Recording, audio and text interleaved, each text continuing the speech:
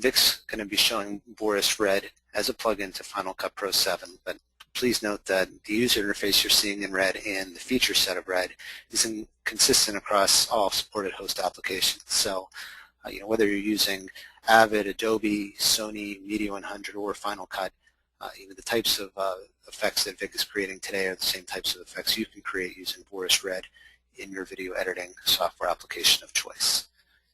Anyway, with that, I'm going to hand it off to Vik. Thank you, Rich. Good morning, good afternoon, good evening, fellow Boris RED users, depending on where in the world you guys are right now. Thank you for joining us on this Boris RED 5 webinar. And for those who are just logging in, Mr. Boris, the man himself, is in attendance, so feel free to give him a virtual high-five. A short intro about myself. I'm Vik Narayan. I'm an editor, post-production supervisor, a professional. I've been in the industry for more than 17 years, and many years back, I was working on. I was in this job, and I was working on an Avid Express system. This is before Avid became a software-only product, and this was an Avid Express system with a Meridian box hardware, and it was kind of like a Media Composer, but it did not have many of the effects capabilities of the Media Composer. It did not have paint features or animate or any of those stuff. And I wanted to, I found it very limiting. So I started looking for plugin packages that would extend my creative potential, my creative horizons. And I was looking at different options, and I arrived upon RED. Now, RED, in its lowest common denominator, is kind of a plugin where you can apply different presets, and it looks really cool. But if you start exploring the application, it becomes a full-fledged 3D compositing application. So that really opened many creative doors to me, and in fact took my Express system way beyond what a Media Composer could do. So I have been a fan of RED for many years, and I've been using it, and that's why I am here. One of the cool things about RED is that you can take it with your NLE. So in 2008, the place where I worked, which was an Avid house, moved to a Final Cut Pro house. All the systems were changed, and the cool thing was that I could just uninstall RED from an Avid and take this exact same product and install it on Final Cut Pro, and it was seamless. There was no new learning curve, something that Rich already mentioned. And I'm just attesting to the fact that it happened, and it worked without any hitches. And rumor has it that there are many editors out there today that are actually thinking of jumping platforms, moving from one NLE to another.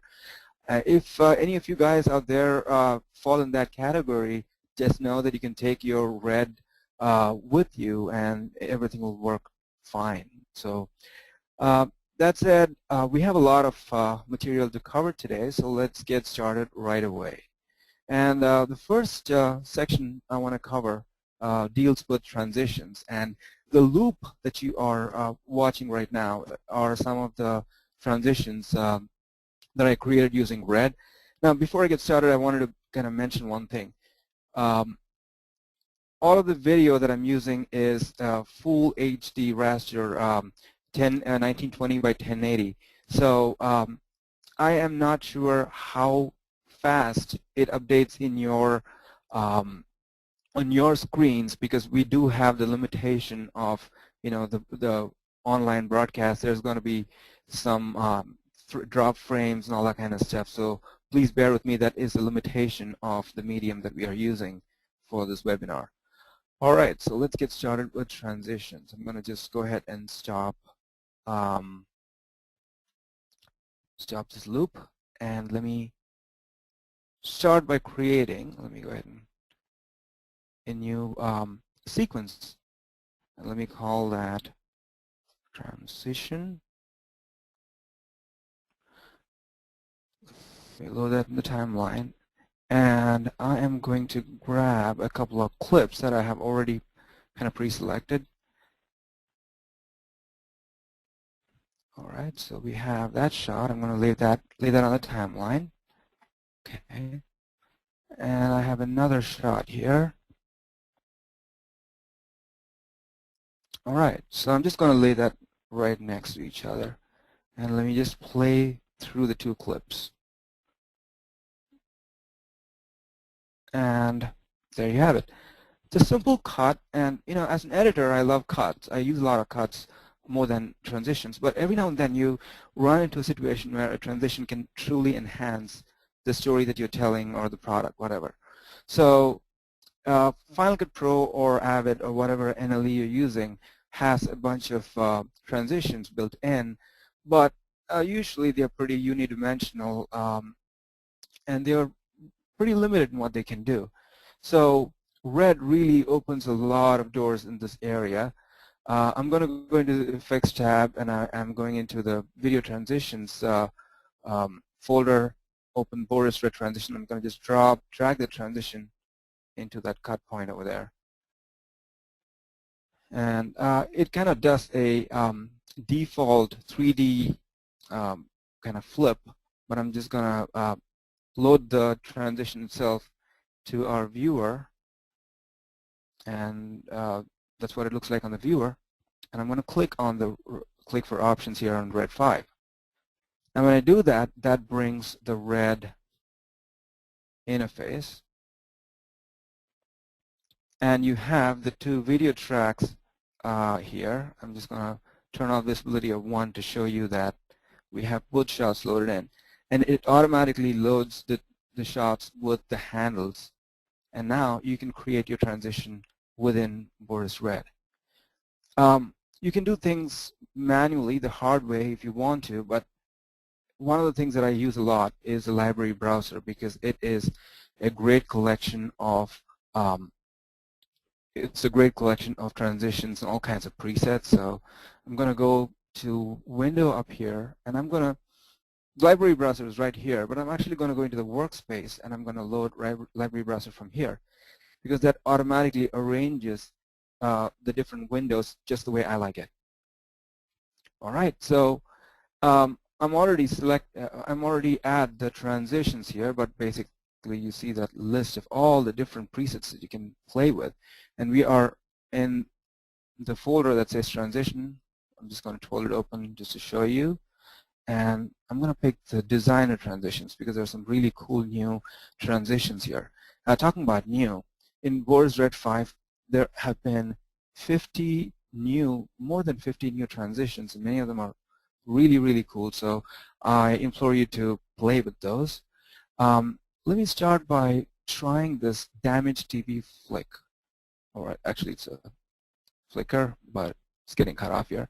So I can just select that and go ahead and hit this preview effect.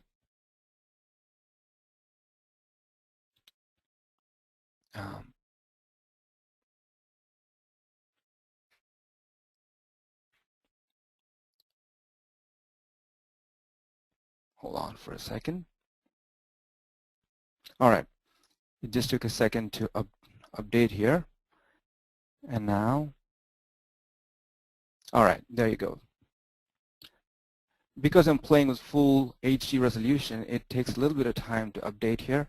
But there you see the effect is previewing over here, and all you need to do is, once you like the effect, if you have it selected, go and click on the insert effect, and it lays on your timeline. In this case, it's already on the timeline, so if you scrub through the timeline here, you'll see that the effect is already in place.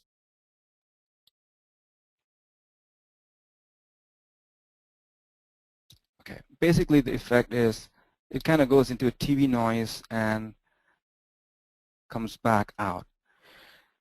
Let me see if I can do a RAM preview of the effect. All right, there you go. And the RAM preview command is basically command 0, and it causes that. There you go. Now, it plays pretty fast, so I'm not sure how fast this is showing up on your monitors, but that's a preview of that. Now, I want to draw your attention to the timeline, because now here's what is creating that effect.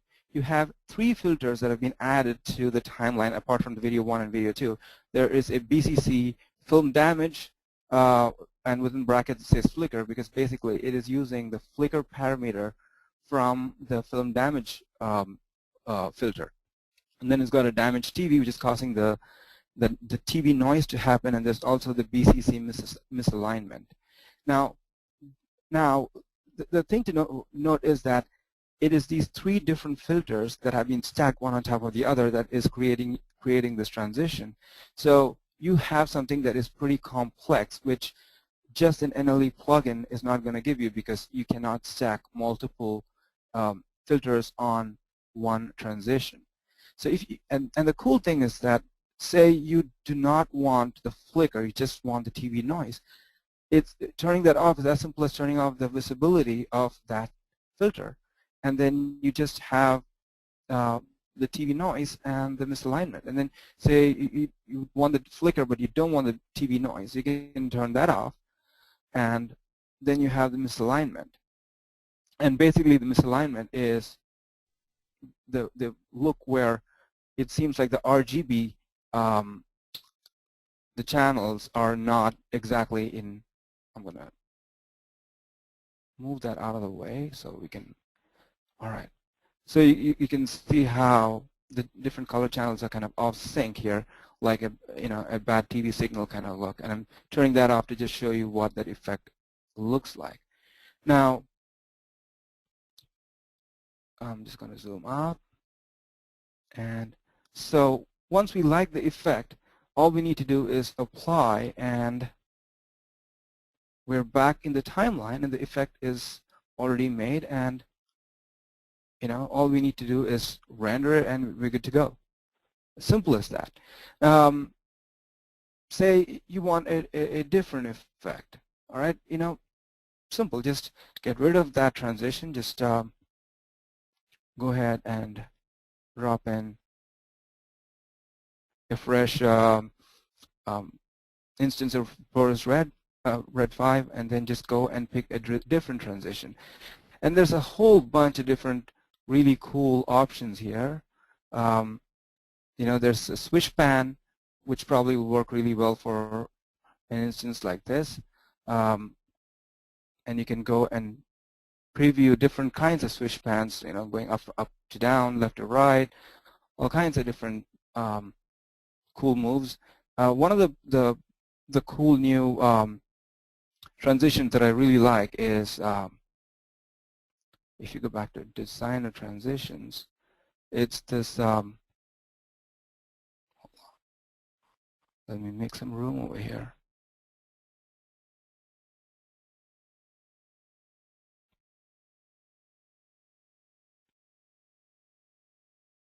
Yeah, there it is. Flare, ripple, blur. There are so many that sometimes it takes some time to kind of figure out where's what, but now that's a really cool effect. And again, if you want to apply that, you have it selected, and then you can go in and then do insert effect. And let me get out of the graph mode, and you have the transition.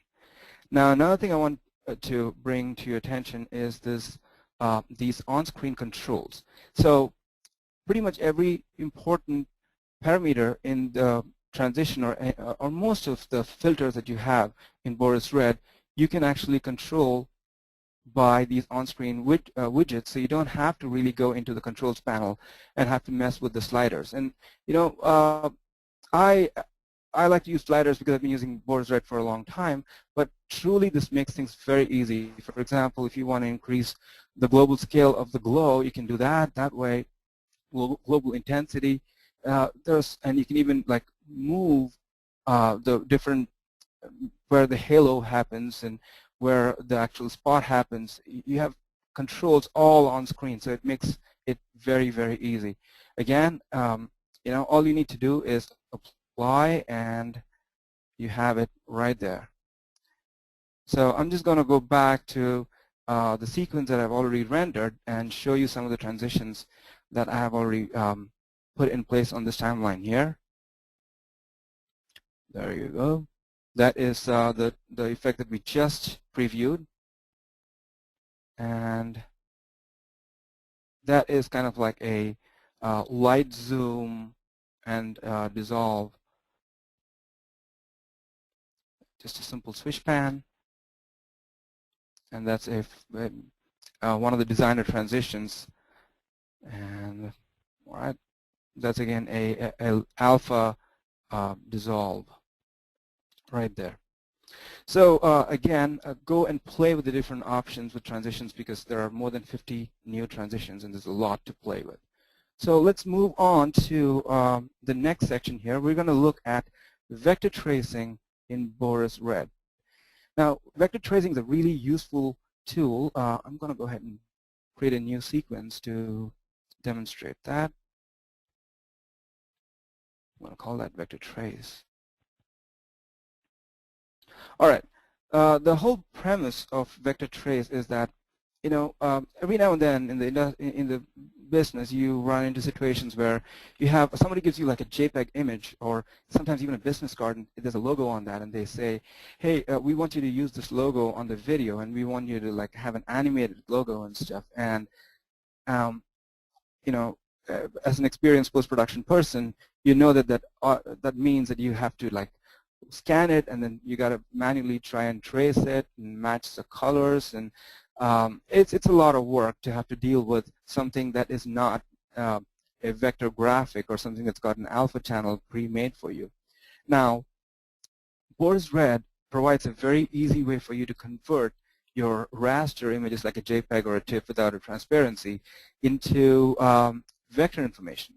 Now, the cool thing with vector data is that you can scale things infinitely without starting to see pixelation and yucky stuff happening with on your video. So here in this exercise, what we're going to do is we're going to take a JPEG image, and we're going to turn that into a vector data. So let's go ahead and drop in the Boris RED filter, RED 5, on the timeline. I'm going to load that to the viewer and bring up the Boris RED interface. All right. Now, the reason why I didn't bring the logo into Final Cut Pro is because Final Cut Pro does not handle vector data. So if you bring a logo, even if you bring it in, you're going to have to bring it into RED separately, also because we want to work with full quality in RED, and when you bring it into Final Cut Pro, you're going to already have some quality loss. So let's go ahead and click on this Add Image Media icon here, and it brings up the window where, and I've already picked the logo. So all right, now the logo is a little too big, so it's not fitting in the frame. So what we do is we're going to scale it down, and I'm going to scale it down to about 25% right here in the control window. That is more manageable. That's the logo of Artbeats. Artbeats, we want to thank them for letting us use some of their footage for this webinar, and their logo too. All right, so that's the logo. It's a JPEG, as you notice on the timeline. So the first thing we need to do is we're going to have to trace that logo. For that, I'm going to add a color media, just solid, and I'm going to drag that underneath the logo layer. And because we don't want, when we're tracing, it's going to be much easier to do that without having to deal with the video in the background. I'm also going to scroll down the solid layer, go to the face, and change that color with that color picker here. And I'm going to match it to the background of the logo itself. So now you have a clean white background and just the logo. All right, the next thing I'm going to do, I'm just going to scroll that back down, deselect all layers. Now watch carefully what I do here. I'm going to go and pick this vector trace tool in the tools palette, pick that, and basically the tool itself looks like a pencil, and I'm going to hold Shift Option down or Shift Alt in Windows, and I'm going to just drag a box around that logo. Just make sure that all of the logo is uh, basically inside the box that you're creating. And as soon as I let go, you see that it's traced that logo. As simple as that. And this logo, it's kind of like a hand-drawn kind of logo, so it does have, it's not like one of those clean pre-made fonts. So it was pretty complex, but I didn't do anything. There are no tricks to this. It's simple as that. Just one box, and it traced it nice and clean. And I'm just going to go and turn off that solid layer in the background, and I'm also going to turn off the actual logo itself. And what you have now is just the trace. Now, if you zoom all the way in and pick the pen tool and click on the actual logo, you see that this is true vector information. It's a bunch of splines that has been created to match the dimensions of the logo. You can modify these splines if you want to. You know, you can go in and move stuff around. You can play. You can even create some cool animation with this stuff. But you know, for now, we just want to play with the logo just the way it is. So we don't want to do that. So I'm just going to get out of the pen tool, and I'm going to zoom out some. Um, and now, say if you want to change the color of the logo, you can again go back to the spline object, and if you go to the controls window and to the fill, there you have the white color, which is basically the uh, default, but you can change that to pretty much any color you want. You know, there you go. You have an orange, and you know, now you have an orange logo. Say you want to add a border, you know, just go in and add a border, and then you can set your border color, and you can you know, add a shadow, do a lot of stuff with it.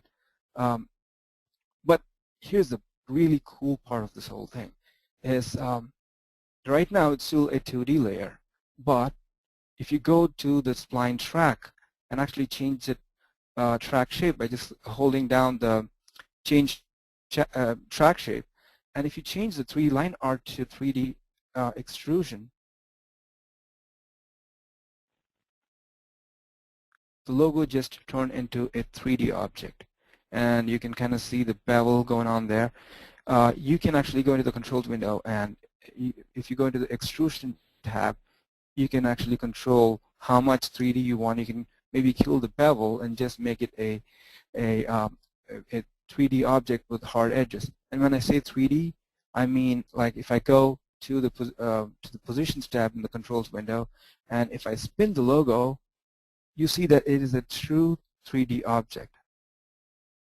You can now create very nice 3D animations. You can go and do some custom lighting to it. As such, you can kind of see how the lighting kind of shifts as I'm moving the, I'm spinning it. But you can go into the lights tab, and you have lights that you can actually go change that point light to a spotlight, and you can create some pretty dramatic lights. You can, you know, if you want to have like a spotlight that's moving on the object, you can do all that kind of stuff just by animating the effects right here. You have a lot of options. You can change that.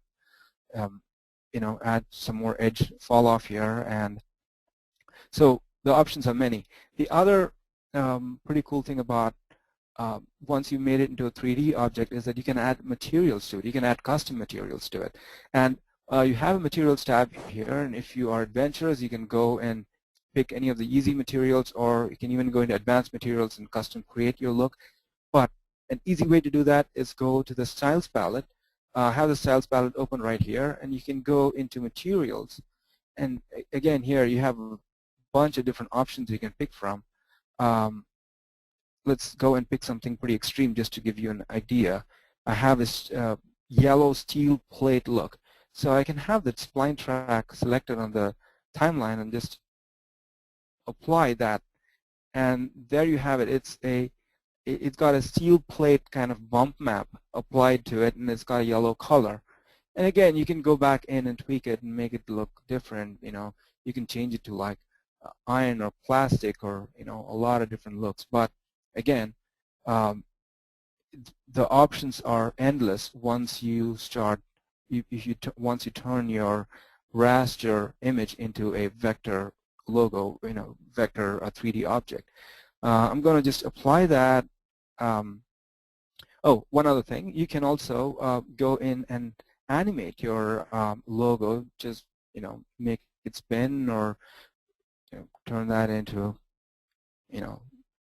linear keyframe from a, and there you have it. You can create your own custom animations.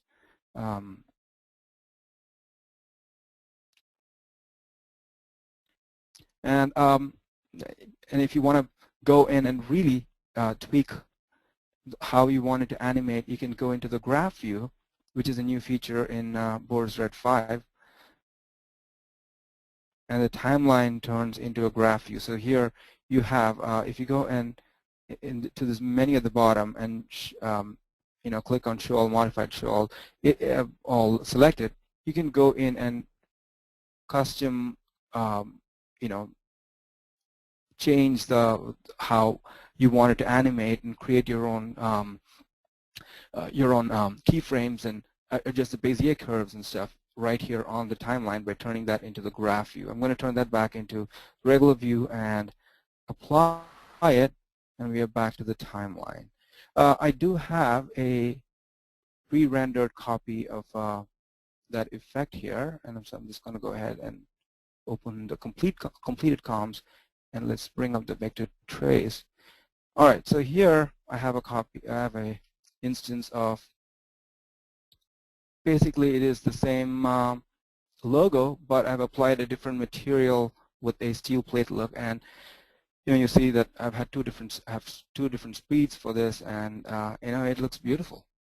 So there you have it, vector trace in Boris RED. All right, so let's move on to the next section. We're going to talk about text on a path. And I have an example here for text on a path here. We have a video of this frog, and we have words coming out of his mouth. Yeah, that's right. And he seems to be saying Boris RED 5. He digs post-production and insects. All right. So now that looks pretty cool, not something that you can do in your NLE, but with Boris RED 5, doing something like this is very, very straightforward. So let's just go into RED 5 and see how we can do that. So for that, I'm going to go ahead and drop a fresh instance of that shot. There's a raw shot of the frog on the timeline, and let's go ahead and add RED 5 to that. I'm going to load that into the viewer and bring up the RED interface. Zoom that out just a little bit. Okay. For this, we're going to go back to the library browser, because there are many really cool presets for path text within the library browser. And even if you don't want to stick to those presets, that usually provides a really good starting point for you. So it takes a lot of the hard work out of creating all the different layers from scratch. So I'm going to go in to the window and bring up the library browser layout again. And in this case, I'm going to turn that transitions off, and I'm going to go into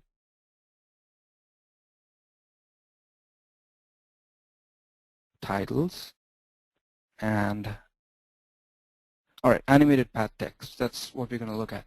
So we have a few different presets here, and the one that I'm interested in is this one right here, which says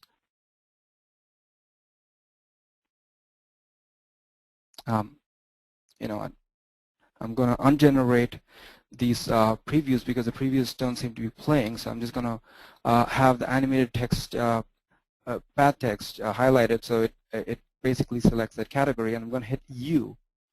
And when I toggle U, you'll see that this it brings up generate thumbnails over here, and it has a plus on it. If I hit plus, Okay, my machine seems to be going a little bit slow today, so I apologize for that. All right, let me just go ahead and apply this to the timeline just to show what it looks like. I am going to click on the text passing by. No, it's still not working. And I'm going to go ahead and apply insert that effect. All right, so we have the text, the effect that I wanted to show you, but we're also seeing a black background behind it. We don't see the frog anymore. And that's because the preset we have comes with a black background. And you see there are two layers here on the timeline that have been added. One says background.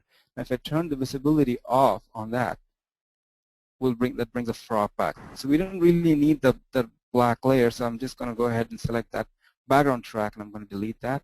So we're done with that. And now we have the text passing by. So we have animated text added to our shot. Simple as that, just one click from the library browser. All right, the next thing we're going to do is we're going to modify that text. All right, so we're going to pull down the text track, and then we're going to go into the face track, and I'm just going to double click it. And because it is text, it's going to bring the text box where we can go and change the actual text. So I'm going to make that Boris RED 5 and apply, update. I'm going to go ahead and close out of the text box, and we already have the new text on screen. Now let's go ahead and make a couple of minor modifications to the text. The first thing I want to do is I want to change the color of the text. So let's go to the controls window, and let's go to the fill tab, and let me turn fill on, and it defaults to white. Let's go ahead, and I want to use a color picker here and pick yellow from the frog's eyes. So it's like a very light, soft yellow. You know what? I'm going to add some saturation to that just a little bit. All right, there you go.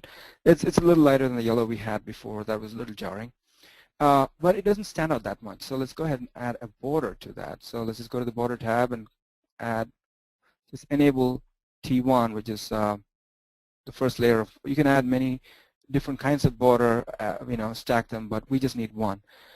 We have a border, everything stands out nice, but I want to change the color. So I'm going to click, you know what, I'll pick a green from the image itself. So I'm going to pick a dark green from here, and we have already the green border. All right, everything looks nice. In the example that I showed you, we had the words come out of the frog's mouth, and how do we kind of change that? Basically, what you're seeing right now is that the words are moving along a spline path, and that's how it's kind of curving.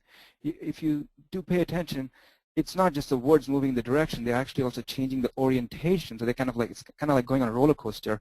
They kind of bend and go down and up, and they're actually conforming to the spline.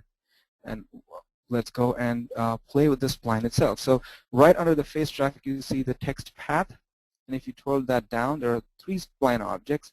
Let's go and see what is a spline object that we need to work with.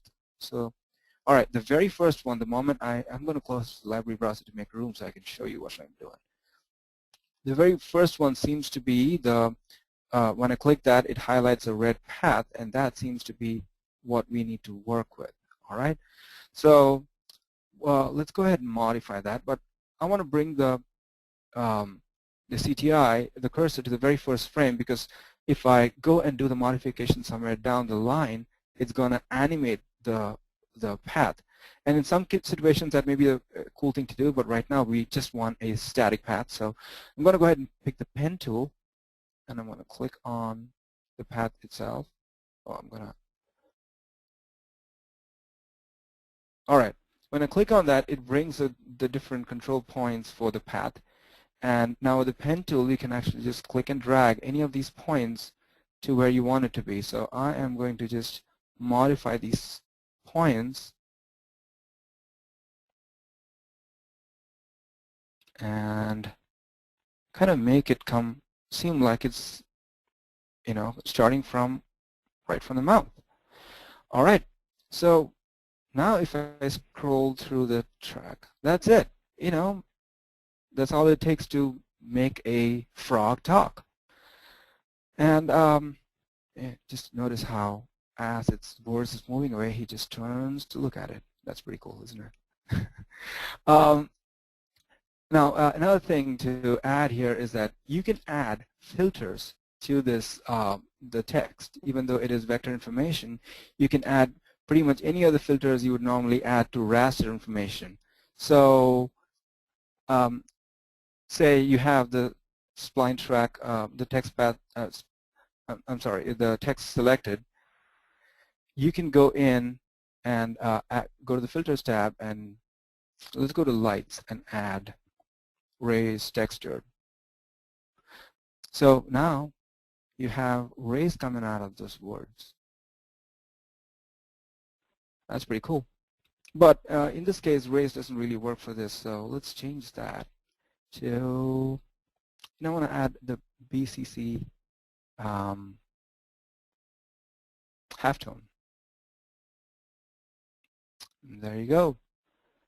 It's got a comic book feel to it, which is kind of goes well with the frog somehow. And apply, and we are back to the timeline. And once again, I'm going to show you the rendered version of it.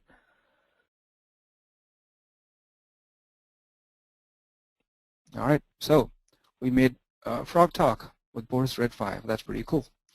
Moving on to the next section, we're going to deal with some more text effects here. I'm going to go ahead and close some of these sequences because Final Cut Pro kind of gets a little bit lazy. I'm sure you all know once you have a lot of sequences stacked in there. And I'm going to go back and I'm going to start a new sequence here. And in this section, we are going to look at paint on text reveal. Basically, we're going to use Boris RED's paint engine to kind of do a custom text reveal. So I'm going to call it paint text reveal.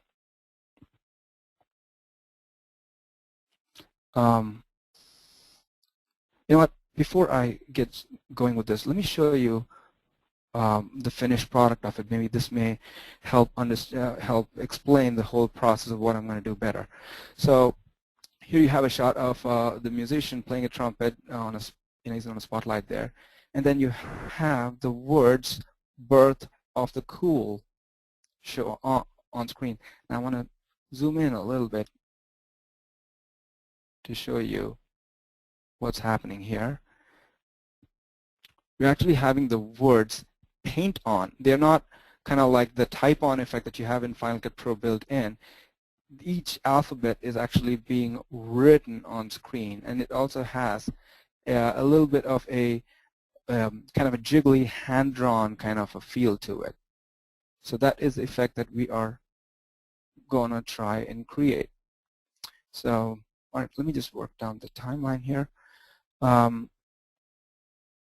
And let me go ahead and add the clip to the timeline and apply the Boris RED to it. All right, let's bring up the Boris RED interface. We have the shot. So next thing we're going to do is create the text itself. So I'm going to deselect the video and add a text page to it. I'm just going to click on add text page icon here, and it brings up the text box. And I'm going to create the words. I'm going to set the size to 72, and then birth of the cool. I'm going to change that color to white, And the font, you know what, I'm going to go for imprint empty shadow. That's the one that we used earlier. So that looks right. Let's go ahead and hit update at the bottom of the text box, and it shows up on the composite window. All right, so I have moved the graphic to exactly the point where I wanted to be, kind of like in the bottom third area, and I'm going to zoom in so we can kind of see the text nice and clean. All right, so we have the text on the timeline, and the next thing we're going to do is create the effect of the reveal, the right-on effect. And for that, we're going to use Boris's paint functions.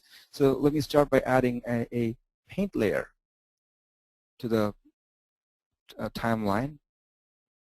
And in the controls window, you already see the different parameters for that about brush size, and the brush type here, it says color, and that's fine. The color is white. The brush size itself defaults to size 10, but I'm going to slide that up a little bit. I want it around like 35 or so. 33 is fine. All right. I'm going to leave the hardness at full 100, and we are ready to start painting. I'm just going to go to the very first frame of the timeline, and I'm going to start painting here. So here's what I'm going to do. I'm going to try and trace the words as closely as possible, and I'm going to write it in the same order in which you would normally write it. So here it goes. So I'm going to go like that.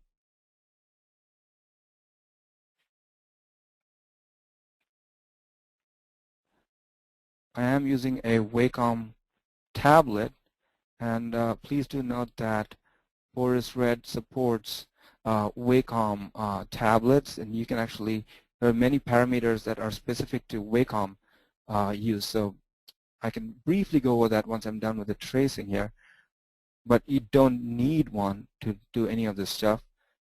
So if you just are a mouse user, that's just fine. All right, so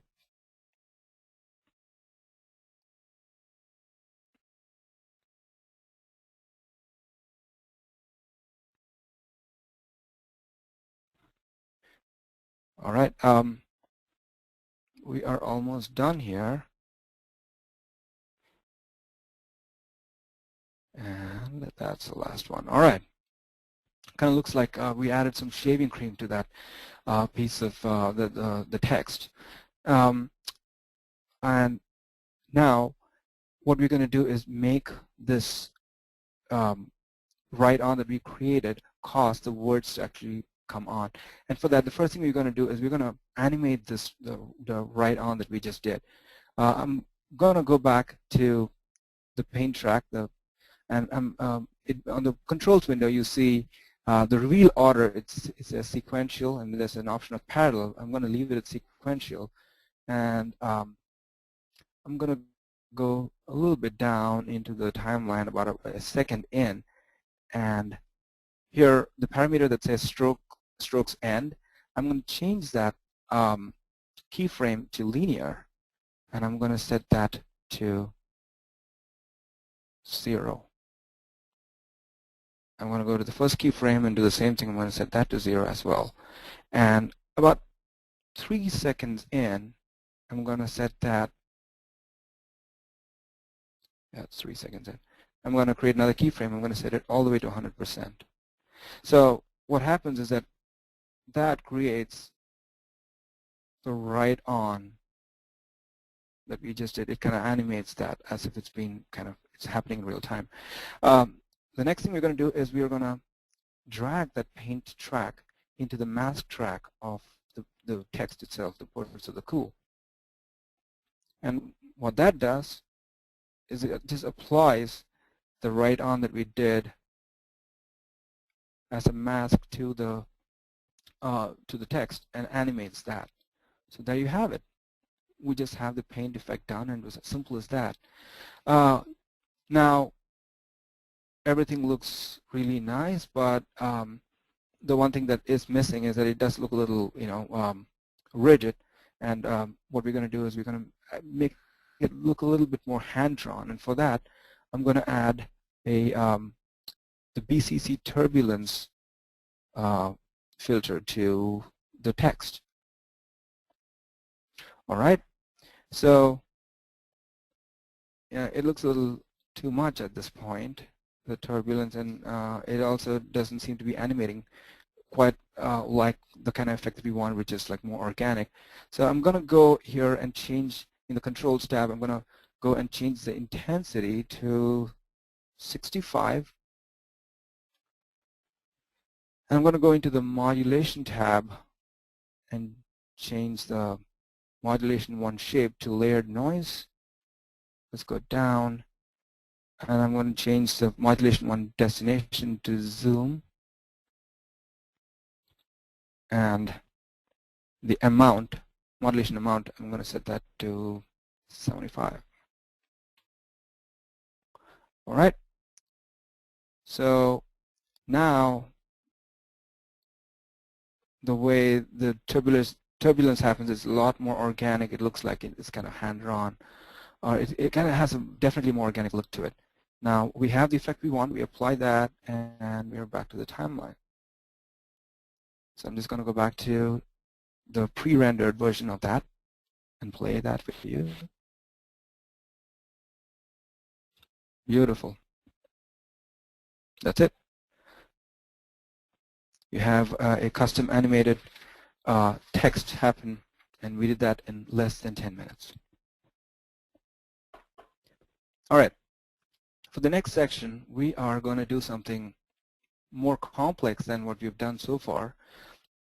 We're going to do a complete composite job with a clone key. And let me go ahead and build a new timeline for this, new sequence. I'm going to call it clone key.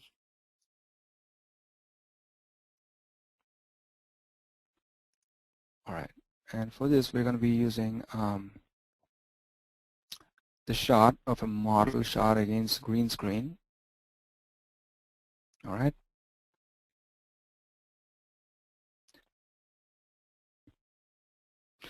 All right. So, you all, dealt with shots shot on green screen, and you have to key it out. And I've done that many times in my life. But one of the things that happens more often than I would like is, there's always this agency guy who's sitting behind you, and they always pick on some weird stuff that no one ever notices. Like, for example, that mole on the model's shoulder. Just as you're getting ready to start compositing it, the agency guy leans over and says, that mole on her shoulder, that's kind of bothering me. And it doesn't bother anyone else, but that's the agency guy, and you have to please him. You don't want to keep him there any longer than you would like. So, we're going to have to deal with that. So Boris RED gives you the ability to take care of things like that. So I'm going to go ahead and apply the effect to the Final Cut Pro timeline and load Boris interface. Okay, so now you can see the shot a little bit more closely, and you can see the mole that's right there. What we're going to do is we're going to use Boris's clone paint tools to get rid of that mole. So I'm going to bring up the paint track once again.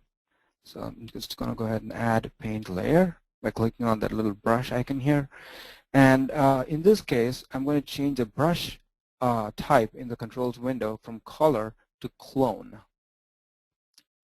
And I'm going to set the align source to unaligned. The brush size, it's set at 33 from a previous exercise. I'm going to make it about 25 or so. Yeah, I think 25 seems pretty okay. All right. The next thing we're going to do is we're going to take that. Let's get to the first frame of the timeline here, and let's go ahead and paint it out. Now, a quick word here. Again, I talked about Wacom tablets. Here you see in the controls window there's a whole bunch of different modulation parameters. There's opacity modulation with like pressure and velocity and direction and tilt. these are actually sensitive to Wacom tablets. So if you use a tablet, uh, you can actually modify, it actually kind of detects the pressure or velocity of the strokes that you apply. And so the paint engine in Boris RED is completely compatible with Wacom tablets, and you can do a lot of cool stuff with it. But in this instance, we're not going to be doing anything like that. We're just going to do something pretty straightforward. So I'm just going to leave the modulation parameters to none. So let's get back to the timeline here. And I'm going to hold the Option key down, or Alt in Windows, and I'm going to pick a spot right next to her mole over here, right there. Now that the source is taken care placed there, I'm going to go and actually paint out that mole. And there you see the mole's already gone. And what's really happening here is that the clone tool maps the pixels from the neighboring area where you indicated, where you set the source, and actually maps it to the point where you want it to go. So by just taking a piece of her skin right next to it and mapping it onto the mole, you've just taken it out. Of course, that's just one frame, but when she starts moving, it's going to start reappearing. So what we're going to have to do is we're going to have to motion track that that point, the mole, and then make sure that what you painted on is actually moving in conjunction with her movement. All right. So for that, let's go ahead and add a motion track layer. Let's go to Filters and Motion and add a motion tracker here. It brings up its own layer, and the motion tracker actually happens in its own window. It does not happen in the composite window. So you have to go in and click on this little computer monitor icon on the motion tracker track, which says Preview Track in a separate window. Click on that, and it brings up a pretty much identical window, but this time you have the tracking point on that, and that's what we need. I'm going to move that onto the mole itself. And let me zoom in so I can get a nice view of that. I'm going to lay it right on top there.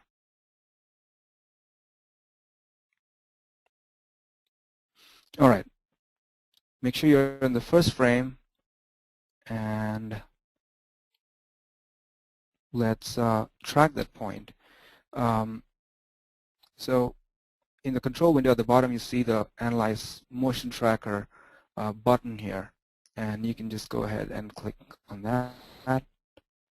And I'm going to move this window out of the way. You see how it is tracking that point. All right. Now at the very end, it kind of moved off a little bit, and that can happen sometimes when there's like lighting changes, or you know, whatever. It could be because of video noise. Sometimes the track may not be 100%. A couple of things that you can do. You can actually manually go to the frame where you can actually go in and see where it went off and actually move that point to where you want it to be. That's an easy way to do it. You can also go in and tweak the image itself and add more contrast to it, the reference image, which makes it easier for the tracking to happen. So if you go into the source track here and go into the over here, and then you can go in and add maybe like say a brightness and contrast, and then maybe if you go in and kind of crank up the contrast and crank up the brightness or something like that. I know it kind of looks extreme, but the point I'm trying to make here is that now you see that the mole is kind of standing out from the rest of the background. It's much more stark, and the motion tracker is going to find it much easier to track because the contrast, which is what a motion tracker basically works off of. It's looking for unique pixels, and you are actually accentuating the uniqueness of those pixels, thereby you're aiding the motion tracker to happen. In this case, we didn't need to do it, but just so you know, you can do this. And when you do something like this, make sure to just turn around to that agency guy and look at his face, kind of go all appalled because he wants you to take it out and not make it worse. But enjoy that moment. All right, let's get out of the tracker here because I'm just going to go ahead and get rid of that filter. We don't need that. All right, so we have the shot tracked, and the next thing we're going to do is we are going to apply the motion tracker to the paint effect. And how do we do that? Simple as moving the track into the paint layer. One thing though, now once you applied that, make sure to go have the motion tracker selected and then go into the Controls tab, go to the Apply tab here, and then set the Apply to Position. Now when you do that, it's actually going to make that little stuff that you painted move with what you did, and so the mole is not going to show up. And here what I've done is a very rough thing, and you can go and make it nice and clean and perfect, but that basically explains to you how you can combine the clone tool with the motion tracker to get rid of skin blemishes, or you can even use it for rig removal if you're shooting some stuff and you have like rigs or cables, and you can use this same kind of techniques to remove that. All right, so now that the agency guy is pleased, you can move on to more important stuff like keying her. So let's just go to the video layer, and I'm just going to go and apply under the keys and matte, I'm going to apply a chroma key, and in the Controls tab, I'm going to use a color picker and pick the green somewhere close to our face. All right, so already, that's it's a good key. It's not perfect because you kind of start seeing green noise, the edges of the frame. You can go in and adjust your key with these on-screen parameters. You can go in and increase density or the balance, and you can adjust your key. But in this case, I'm just going to leave these just the way they were, and I'm instead going to let another plugin do the trick for us. I'm going to go to Filters, back to Keys and Matte, and I'm going to add a matte choker. And there you go. It took out all of that, green spill that was happening in the background. Now, let me bring up. All right, so you have the chroma key, and then you have the matte choker add on top of that. I'm going to zoom in to see how the edges are working out. Seems to be okay, but the choke seems to be a little hard. So all the edges, the hair and everything seems to be kind of cutting off a little too hard. So I'm going to leave the, okay, the choke seems to be at 75. Now you see how it says 75 here, and if you hover on top of the choke control over on the composite window, it says the same thing. I'm going to bring that all the way down to like around 10 or so. You know what? That's a lot better. I think, yeah, doesn't kind of cut off as abruptly, and that's looking more clean. At this point, I want to go ahead and bring in the background that we're going to use for this shot. So let's go ahead and click on the Add Movie Media, and that's the shot that I'm looking for. It's a sunset oceanside shot. I'm going to drag that to the bottom. So that's your background. So, we have keyed her successfully, and she's in front of the ocean side just the way we wanted. But there are a few issues here. The first thing is that she looks a little cut out. It looks very obviously chroma key, and one of the things that you don't want when you're doing a chroma key is for it to look like a chroma key. So we want, and the problem is because there's a lighting issue first, and there's also the fact that the edges are very kind of hard against the background, and we wanted to, and especially the color transition is kind of abrupt. So I want to add a filter to kind of make that look better. So I'm going to go back to the video layer, and I'm going to add under keys and matte, I'm going to add a light wrap. Okay, now a light wrap, basically what it does is that it can take a background image and map some of its pixels onto the edges of the foreground image to make that look cleaner. And one of the things that we have to do is we're going to have to duplicate the background layer, and I'm going to go open up the light wrap and actually drag the copy into the background track here, and I need to go into the light wrap's control window and make sure to click and enable the use background track. All right, now I'll have to zoom in some to show you. Now the edges seem to be a lot more. It seems like the background light is kind of warping around it. It's hard for me to actually explain this to you, especially in a low resolution that we are going to use around, in the webinar. So instead, I'm going to change the view mode of the light wrap to wrap only. Hold on. All right.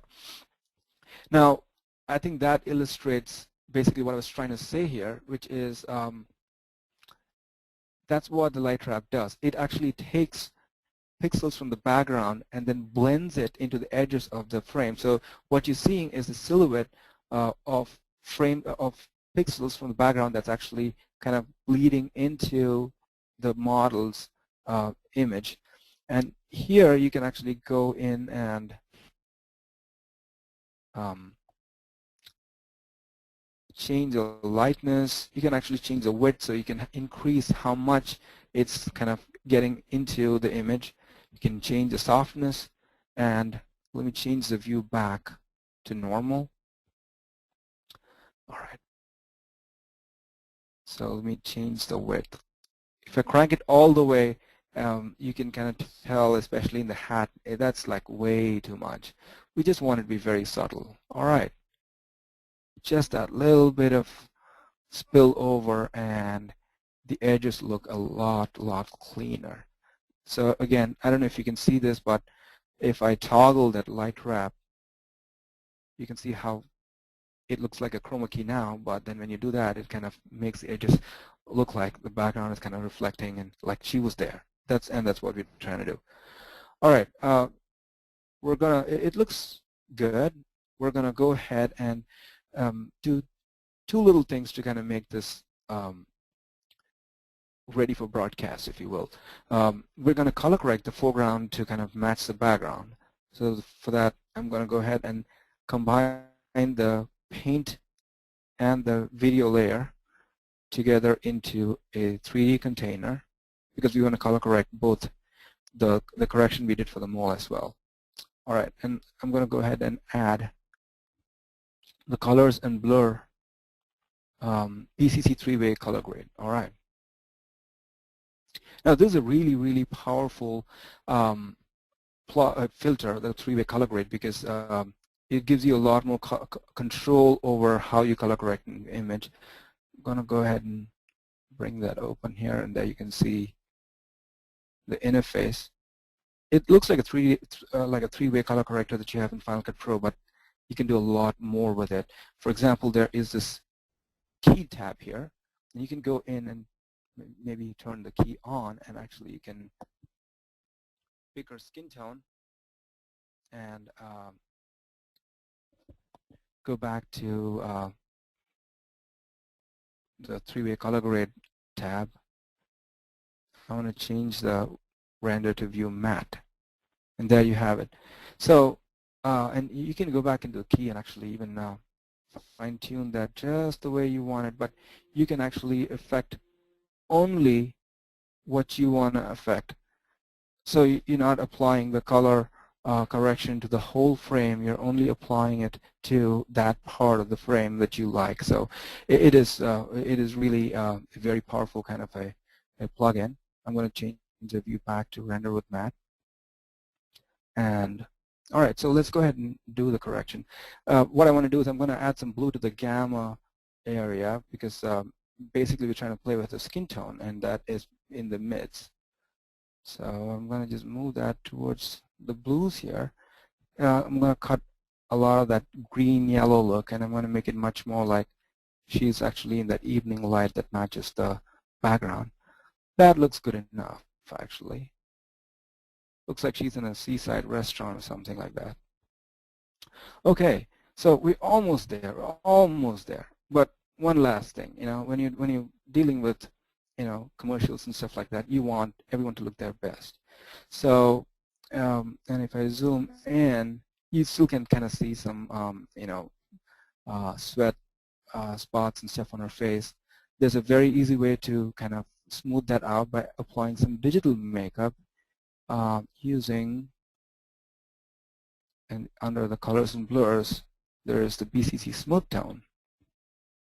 And what that does is basically it evens out skin tone and takes out any kind of unwanted texture or stuff like that, and makes things a lot more smooth. Again, you can go and use the on-screen widget to increase the softness. And again, under the low resolution, I don't know how well you can kind of tell how this effect is working out, but what I can do is I can turn the compare mode on, and then I can actually put the two the shots corrected and uncorrected side by side. So on the right side you have the corrected, and on the left side you have the uncorrected, and you can, when you see it side by side, it's very obvious how let me just slide that over some. You can tell how much smoother the right side is. And you can again go in and fine-tune this stuff. You can, let me go for a smoother look here, and then I can increase that radius just a tad bit. So you can go from something very subtle all the way to like the Martha Stewart look. That's somewhere around there, I think. So there you have it. Once you like the look, what you have, turn off the compare mode, and we have the completed shot. Let's go ahead and apply. So we started from there.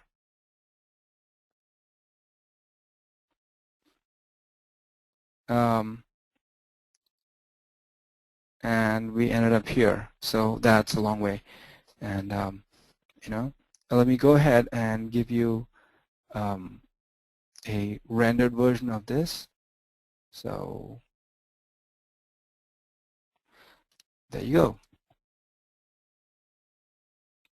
Nice and beautiful. So in this segment, we saw something pretty complex where we kind of did clone painting. We took out the mole. We then keyed her background and then adjusted the key with the matte choker to kind of fine-tune the edges and stuff. And then we added a background, and then we did a light wrap to kind of make the foreground blend with the background. And we did color correction to match the color from the foreground to the background. And we also did a smooth tone. Now, the kicker of this all is that as far as Final Cut Pro is concerned, all of this is one plugin. That's Boris RED. So the final render is going to be so much faster than if you had to apply multiple filters, because it's not calling to like 5 different filters one after the other and rendering it 5 times over. It is one render. It's quick, and it is very powerful. So all that done with Boris RED 5. And that's all I have for today. So thank you everyone for joining me in this webinar, and thank you Boris RED. Over to you, Rich. Hey, thank you very much, Vik. It was a great presentation, and based on some of the feedback we received here in the question panel, it looks like a lot of people saw some stuff that they like. So thanks again for a great presentation. Thank you. My pleasure. So a couple things I just wanted to mention. Following today's, about an hour from now, everyone's going to get an email, and in that email is going to be a link to a survey. We would greatly appreciate if everyone could just take a few minutes to fill out that survey just to let us know your thoughts about today's presentation. We're always looking to get better and better at delivering in this format, and your feedback's very valuable. I also wanted to add that actually, first and foremost, we'll go ahead and announce our winner. The winner of the Boris box set today is Joel Morrison. Congratulations, Joel. You can go ahead and send me an email just to claim your prize. You've been getting emails from me throughout this process with reminders and whatnot, but my email address is richd, R-I-C-H-D as in dog, at borisfx.com. And again, the winner is Joel Morrison, so congratulations, Joel. The other item that I mentioned at the top is that we're going to have some specials for everybody in attendance today. Through the end of this month of July, anyone here today can take 15% off any purchase in the Boris FX online store. That includes full versions and upgrades and anything else in the store. The coupon code that will allow you to do that is 15July. That email that includes the survey link is also going to include this coupon code as well as the link to the Boris FX online store. So you'll be seeing that in just an hour's time. Again, that's 15July altogether. Now we're going to just go around to some of our panelists and go over in detail a couple of the questions gone over today. Peter, one question that came up, it's always a good question on customers' minds, is kind of comparing RED and Boris Continuum Complete. What are the differences and similarities, and why would somebody want to use both of those in their workflow? Okay, that's a great question. Why would you want both? Well, one of the things that some people say is, well, I have BCC. Why do I need RED? Because doesn't RED include BCC filters? Well, yes, it does. But as you saw, Vik was able to achieve some very high-level compositing right within the Final Cut timeline. He didn't have to leave the timeline to go into a separate compositing application to perform this. It was all live. So some of the things that RED excels at, take for instance the job he did with the ArtBeats logo. He took a JPEG file, which could have come from a scanned business card. I don't know if it did or not. Maybe it was a design or a Photoshop file, but he took a JPEG, a raster image, and he converted this into live vectors. That's something that is not possible to do inside of BCC. So this is alone is a tremendous reason to be able to do that, to include RED in the timeline. So what else did he do with it? He then converted it into a 3D object. He animated it. He modeled it. He had reflections and bump mapping. He did like a very heavy compositing job in a matter of a couple of minutes, very quickly and easily. And anybody can, with a little bit of skill, can achieve the same result inside of the app. So that's one huge reason right there. Another reason, as Vik mentioned, is Final Cut sees RED as one filter. So the rendering is reduced. So if it sees this, say, in a key job where you've got a chroma key, a math choker, and a light wrap in on an object, where it's calling each of the three different plugins in sequence to finish the render. If it's calling RED, it's getting one set of math. It's getting all of this data with the result of one call and one render. It's faster and all encompassed into one thing. So that's a couple of nice reasons there. Another major reason is text. BCC includes, of course, the 3D objects, extruded text filters, but it doesn't include any of the vector text functions that Vik showed us there with text on a path and being able to use the library browser to pull in any of the several thousand presets that ship with the product to serve as a working template for a piece that you're producing. So ease of use, speed, render quality, feature set, the paint that he showed, that's not something in BCC either. So it's really basically, you're looking at a fully fledged compositing system integrated into the timeline versus a set of independent filters. And I hope that answers the question. Hey, can I chime in something over here? Sure. The other thing, Peter, I thought would be interesting to mention is RED also has a full-fledged 3D camera, which NLEs don't have.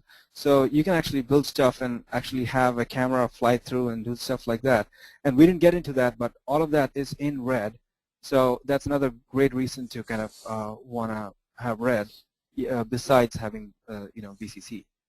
It sure is, Vik. And that leads me into another question that came in from attendees, and that question was presented in the form of, well, if I have this logo, can I make it push through another layer file?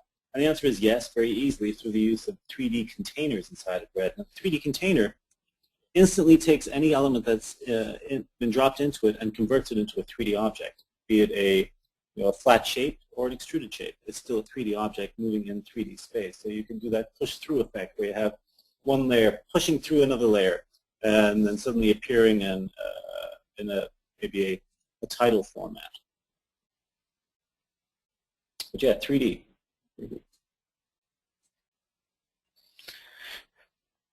Peter, another question that came up, just I thought might be interesting to address, is that not everyone knows RED is both a plugin and a standalone application. What kind of workflow advantages kind of come with the fact that you can use RED as a standalone versus using it as a plugin, and when might you choose to use it as a plugin or choose to use it standalone instead of a plugin? Well, that's another great question. Let's consider what the workflow is if you're using a standalone application to composite with. So we'll say we have RED as a standalone, and you perform, say, the compositing function that we just saw Vik do, which was key out a green screen element, place it over a background, color correct it, and produce this final result. If you're standalone, the next step is to render. So you choose a codec, you choose a project size, and you render this out. Then you have this rendered file, whether it's QuickTime, ABI, whatever it is, set of targets, tips, anything. You have this rendered file. It's a raster element. You then need to take that raster element and cut it into the timeline. So that's the workflow of a standalone-based compositing system. With RED, you have the ability to do, as we saw, all of that compositing, but it is live on the timeline, as you saw. So Vik simply applied a filter, went in, created the composite on the timeline live, and applied it back. So it existed there, and then he rendered into the Final Cut project. Now, where is the advantage there? The advantage there is in terms of revisions. So let's say we pass this off to our client. Client comes back and says, hey, everything is fine, but we want to replace the background element. Well, if you're in a standalone situation, you have to come back to the compositing app, replace that element, and re-render everything, and then recut back into the timeline the piece that you cut in, the effect. If you're in RED, you simply, because it's live, you open up that RED project right on the timeline. You just double-click it, and you're back into RED. Replace the media with the new media, and hit apply. Done. So, I mean, that alone is a great reason to have it on the timeline. Thanks, Peter. Boris, you're on the line. Oh yeah, I'm here. Yeah, Hey. I just want to thank Vik for doing such a great job and going into Boris RED with such a depth and detail and uncovering so many important and very, very deep features of the product. So just thanks, Vik. Thank you. Thank you. Thank you very much. My pleasure. Yes, nice job, Vik. Thank you. Yeah, while we're all still on the line, just a few other questions. As far as RED and graphics cards, would it be fair to say that RED supports most modern graphics cards, or is there any particular strong requirement with graphics cards in RED? I know a few folks asked about supported graphics cards. Is there anything to look out for there? Yeah, no, first of all, we're showing RED on the Macintosh platform today, and RED supports every graphics card that went into Macintosh that shipped with the Mac for the past 5 years. So that gives you the breadth of support on the Mac platform. And on Windows, the situation is pretty much the same. Every card which is 3 or 4 years old is guaranteed to be supported. Maybe some very old cards with very little texture memory. You'll probably have to go in, and in RED there's a way to turn OpenGL acceleration off, so you'll be operating in a software-only mode. It's in the preferences, and in that case the graphics card wouldn't even matter. Okay. So we encourage everyone, of course, to have the best and the most powerful graphics card. Absolutely. Just another, some questions come in about training. We're currently adding, on a very regular basis, new video tutorials to our Boris RED training library. And it's, if you go to our website, just under videos, borisfx.com/videos, you'll see an option for Boris RED there. And we just added a video tutorial regarding title animation this week. And there'll be another titling tutorial coming next week. And be on the lookout. We'll be adding new RED 5 tutorials on an ongoing basis. But I think that's going to be it for today. We really, Vik, thanks again for the great presentation, and you know, a big thanks for everyone who attended today. We look forward to your feedback in the survey, and if you have any questions following the event, you're invited to, you know, please call us or email us anytime. The follow-up email you receive in an hour will include all of our contact information as well.